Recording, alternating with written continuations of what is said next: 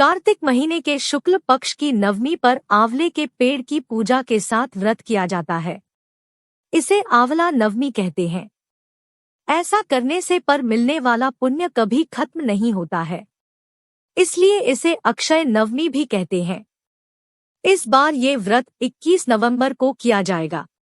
इस दिन आंवले के पेड़ का पूजन कर परिवार के लिए आरोग्यता व सुख समृद्धि की कामना की जाती है। आंवला नवमी व्रत कथा। आंवला नवमी की कथा के अनुसार बहुत समय पहले एक सेठ था। वह हर साल आंवला नवमी के दिन ब्राह्मणों को आंवले के पेड़ के नीचे बैठाकर भोजन कराता था। इसके साथ ही सोना चांदी आदि भेंट में देता है। लेकिन यह सब चीजें सेठ के बेटों को बिल्कुल भी अच्छी नहीं लगती थी। ऐसे में वह अपने पिता से खूब झगड़ते थे। इन सब चीजों से तंग आकर सेठ से घर छोड़ दिया और दूसरे गांव में जाकर बस गया।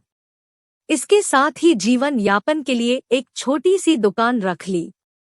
इसके साथ ही उस दुकान के आगे एक आंवले का पेड़ लगाया।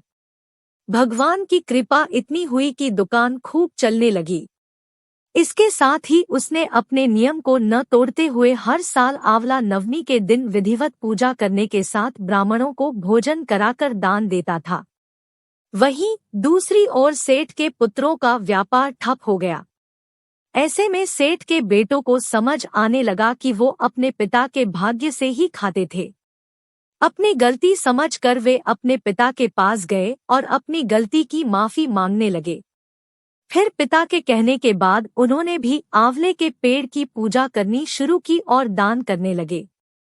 इसके प्रभाव से सेठ के बेटों के घर पहले की तरह खुशहाली आ गई और सुख समृद्धि के साथ रहने लगे। आंवला वृक्ष पूजन का महत्व। धार्मिक मान्यता है कि आंवला नवमी स्वयं सिद्ध मुहूर्त भी है। इस दिन दान जब व तब सभी अक्षय होकर मिलते हैं, अर्थात इनका कभी क्षय नहीं होता है। भविष्य, स्कंद, पद्म और विष्णु पुराण के मुताबिक इस दिन भगवान विष्णु, माता लक्ष्मी और आंवले के पेड़ की पूजा की जाती है।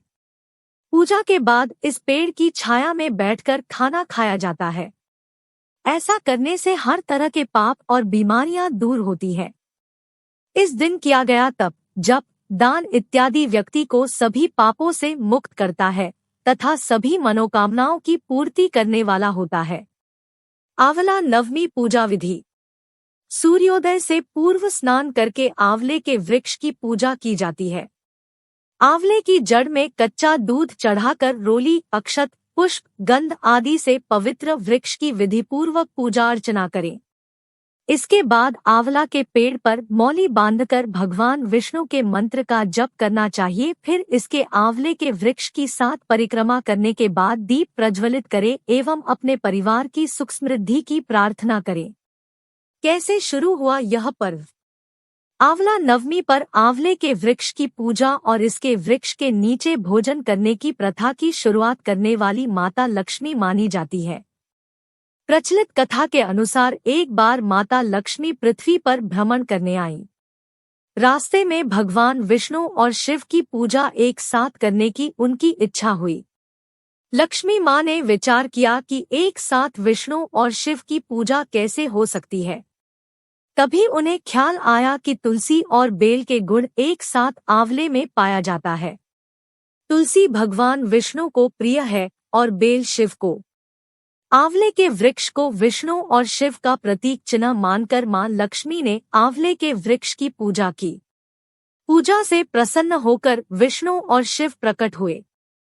लक्ष्मी माता ने आंवले के वृक्ष के नीचे भोजन बनाकर विष्णु और भगवान शिव को भोजन कराया। इसके बाद स्वयं ने भोजन किया। जिस दिन यह घटना हुई उस दिन कार्तिक शुक्ल नवमी थी। तभी से यह परंपरा चली आ रही है।